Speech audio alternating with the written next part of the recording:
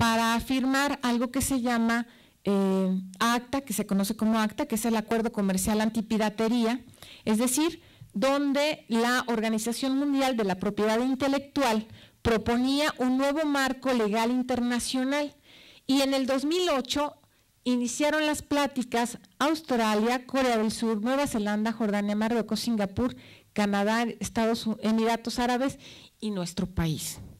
Entonces, esto fue muy grave porque gracias a que Wikileaks lo denunció, pues los senadores se dieron cuenta que lo estaban haciendo. Es decir, para que en nuestro país, para que una ley internacional sea suscrita, primero hay que pedirle permiso al Senado para iniciar ese proceso de regulación o esos trabajos. Aquí sucedió al revés.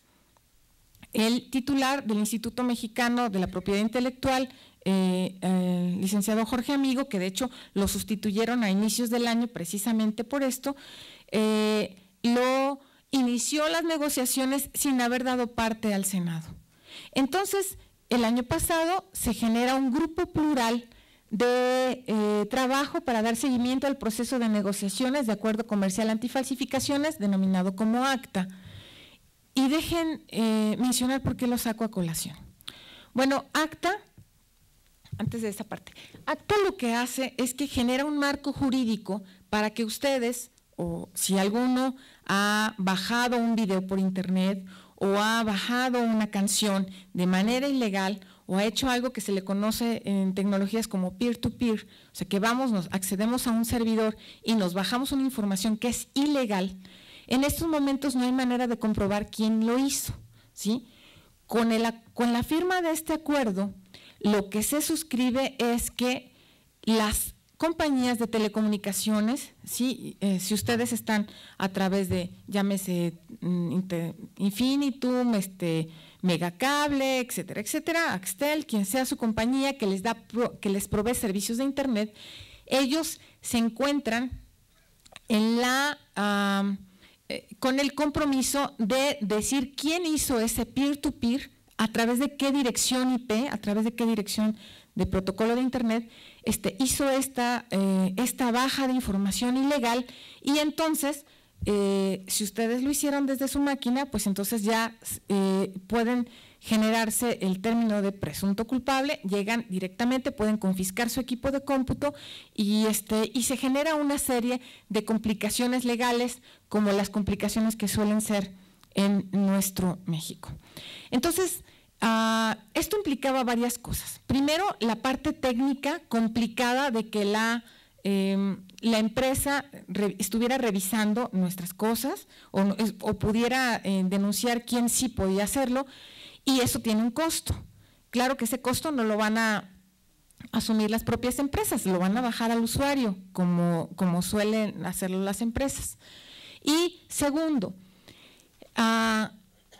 si vimos que Internet ha servido para ocasionar movimientos sociales tan importantes como los que sucedió en el Medio Oriente, pues claro que esta es una importante tentación al gobierno en turno, del color que sea, para estar revisando lo que se está gestando de manera social. Entonces, no podíamos permitir que Internet fuera legislado. Sin embargo, hubo presión por parte de los artistas, ¿sí? Y compositores, por parte de Landa, por parte de manera muy concreta, y ustedes pueden ver en la página del Senado, porque están ahí todas las presentaciones, las ponencias y las posturas. Se generó una serie de comentarios respecto a que las tecnologías de información y comunicación son habilitadoras de los derechos. Eso fue lo que la mayoría de los académicos que fuimos invitados a estas comparecencias ante los senadores, ante ese grupo plural de senadores, se mencionaron. Gracias a las tecnologías de información potencias los derechos como la educación, la salud, los derechos políticos y también los derechos de autor. Es decir, lo que se requiere ahora es una nueva forma de generar relación entre estos nuevos autores y los que hacemos disfrute de sus productos, ¿no? En este sentido, Internet ha cambiado esa relación comercial también. Recordemos cómo antes nosotros para poder comprar una canción o comprar una canción que nos gustaba, pues tenemos que adquirir el disco completo, ¿sí? Aunque el resto de las canciones no nos gustaran o no, no sirvieran, ¿no? Entonces, ahora ya no, gracias a iTunes y estas nuevas modalidades podemos bajar solamente la canción que nos guste con un costo de 12 pesos, que todavía es alto, ¿sí? $1 todavía es alto, considerando la producción que hubo, pero existe todavía una parte muy importante de las industrias comerciales que están presionando para que los senadores firmen. Afortunadamente, el pasado 6 de septiembre se firmó un acta ya en el Senado donde se generó un exhorto al presidente de la República para que no se firme acta en nuestro país. Hace 15 días se firmó ya en Japón, está firmado ya en Estados Unidos y claro que vamos a seguir siendo presionados por estas grandes naciones para que con el pretexto de la piratería, pues entonces también se empiecen a regular algunas acciones de Internet, como por ejemplo vemos que China no cualquiera puede entrar a cualquier página. Aquí en México pues, tenemos la libertad de ingresar a la página que así se desee, ¿no? En China no. De manera tal que la relación entre los derechos humanos y las tecnologías de información incluye temas, por supuesto, como la libertad de expresión, el acceso a la información, la privacidad, la discriminación, la igualdad de género, la propiedad intelectual, la participación política y la libertad de reunión y asociación. Y en este término de discriminación, lo que me estoy refiriendo es que si nosotros estamos frente a una computadora y la sabemos manejar, no importa si somos blancos, morenos, chaparros, altos, gordos, o sea, no hay discriminación, tenemos la misma capacidad para acceder a la información, la misma forma o el mismo medio para que nosotros podamos entrar y revisar qué es lo que están haciendo nuestros gobiernos y tener precisamente esa opción de que nuestros derechos como tal puedan ser potenciados a través de estos medios. Este es el exhorto que hubo para las conclusiones en la parte del Senado, que pueden bajar ustedes en Internet, y estaría cerrando mencionando una de las frases que en lo personal son más importantes. En el doctorado que estudié en la Berta de Cataluña, Manuel Castells, que coordinaba el doctorado, que como maestro es muy complicado, pero muy bueno, y es uno de los grandes sociólogos que han dado pie a esta revolución social de la sociedad de la información y el conocimiento, mencionó que lo más interesante de cualquier transformación tecnológica no es lo que los ingenieros dicen que va a pasar, no son ellos, sino lo que la gente va a hacer con ella. De manera tal que tenemos aquí todo este potencial se han generado a partir de ahí diferentes análisis y reflexión para tener Internet como derecho ciudadano y el acceso a las tecnologías de información potencian precisamente este acceso al conocimiento, lo cual redunda en ciudadanos más conscientes, más informados y con estas capacidades y habilidades que se requieren para esta nueva sociedad mundial, esta comunidad globalizada. Cierro diciendo que limitar el Internet, porque siempre existe la intención de los gobiernos en turno de limitarlo, de estar revisando qué es lo que estamos haciendo, ¿no? Limitar el Internet es limitar la potencialidad de nuestros derechos y es limitar precisamente a nuestro país. Agradezco nuevamente la oportunidad que me da el Politécnico Nacional y las instituciones de compartirles esta parte de los trabajos que he estado haciendo y mi visión al respecto. Estoy a sus órdenes para cualquier comentario o pregunta, señor moderador.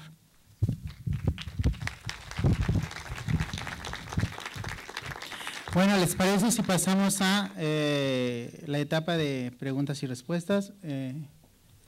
Están las personas que nos van a hacer llegar.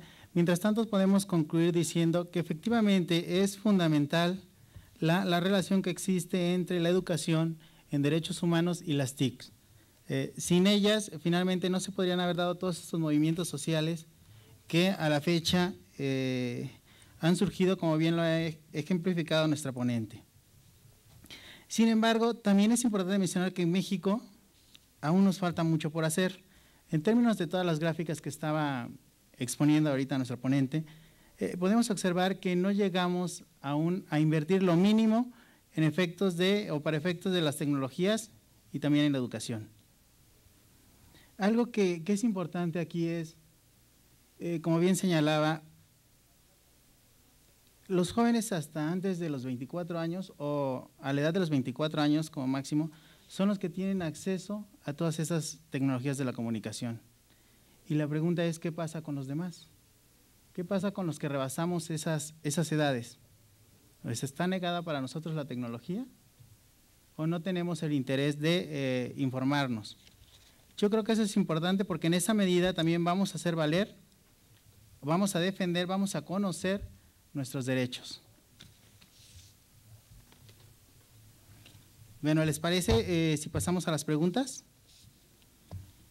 La primera dice, ¿cómo sugiere controlar la piratería de música, películas, libros, etcétera, en Internet? ¿Contesta esa o las dos? Esa. Bien, evidentemente que hay una preocupación para controlar precisamente los aspectos de la piratería, pero recordemos que en México existen 17 leyes que regulan los derechos de autor, es decir, ya hay 17 leyes que indican las sanciones que tendría alguien que baja una música o quien se roba una película en el cine, ¿no? O quien la sube para que los demás puedan bajarla. Con ustedes se llama Tepito, en México, en Guadalajara se llama San Juan de Dios, es decir, sabemos exactamente en qué lugares están vendiendo la piratería. Entonces, y bueno, es importante también saber que hay una serie de relaciones con los gobiernos municipales y con las policías en turno para que estas partes se estén generando.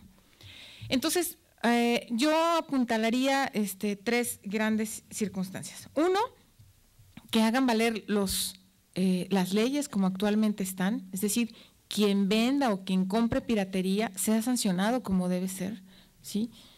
Dos, que existan precios más acordes al mercado, ¿sí? Ahorita pagamos 12 pesos por una canción, ¿no? Por lo menos ya no tenemos que pagarle 150 pesos por el CD completo cuando solo una canción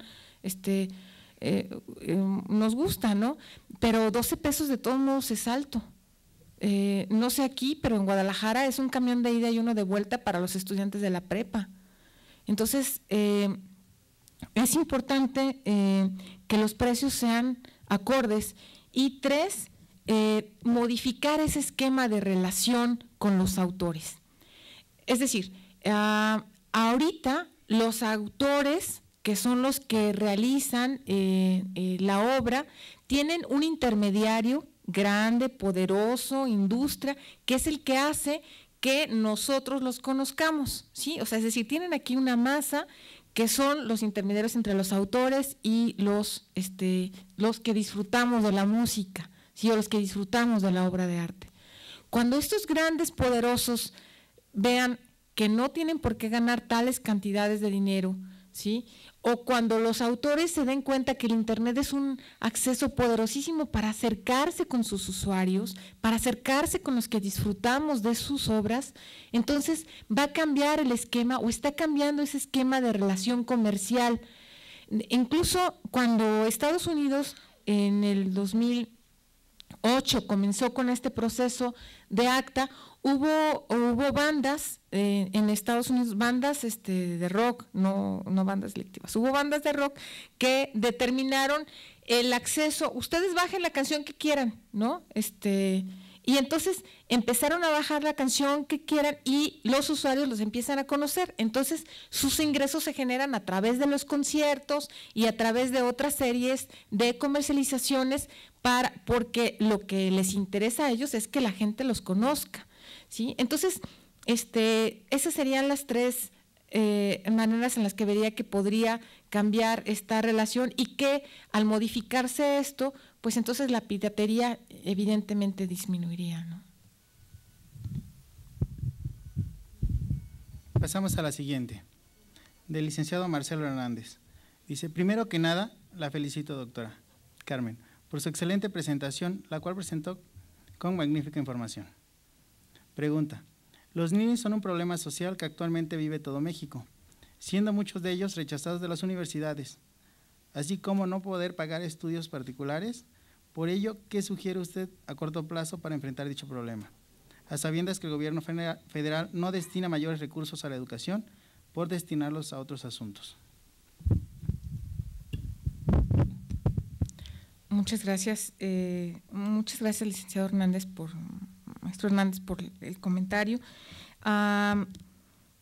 Bien, en México el 30.2% de chicos que están en edad de estudiar educación superior tienen acceso a ella, de acuerdo con el último informe del presidente de los Estados Unidos mexicanos.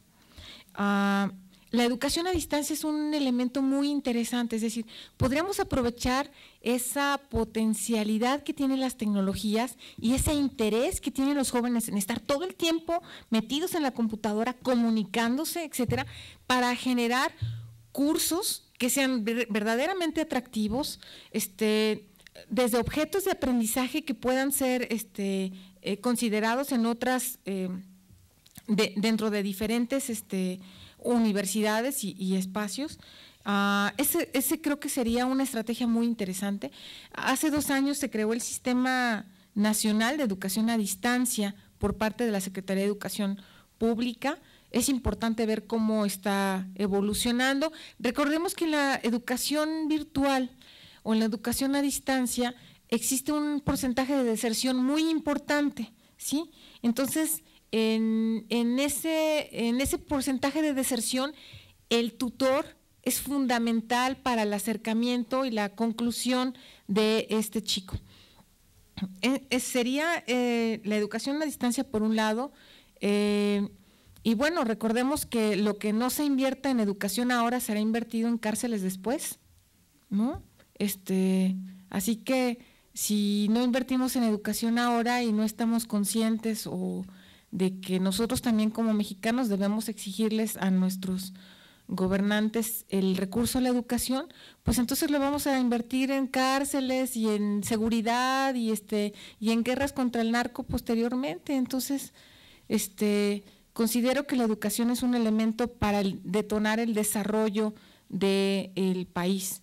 Entonces, ese sería uno de los elementos, ¿no? Puede haber muchos, este es uno de ellos, de educación virtual. Bueno, pues les damos las gracias, por favor, a la doctora Carmen Enedina Rodríguez Armenta y le entregamos un reconocimiento, es una constancia por haber participado que dice: constancia a Carmen Enedina Rodríguez Armenta por su valiosa participación como conferencista magistral con el tema la educación y las TIC como herramientas para favorecer el goce, ejercicio y defensa de los derechos humanos, la importancia de su vinculación. En el 4º Foro Internacional de Derechos Humanos y Tecnologías de la Información y la Comunicación, TIC, que se llevó a cabo los días 18 y 19 de octubre de 2011 en las instalaciones del Centro de Formación e Innovación Educativa, México, Distrito Federal, 19 de octubre de 2011, doctora Yoloxóchitl Bustamante Díaz, directora general del Instituto Politécnico Nacional. Le damos un aplauso.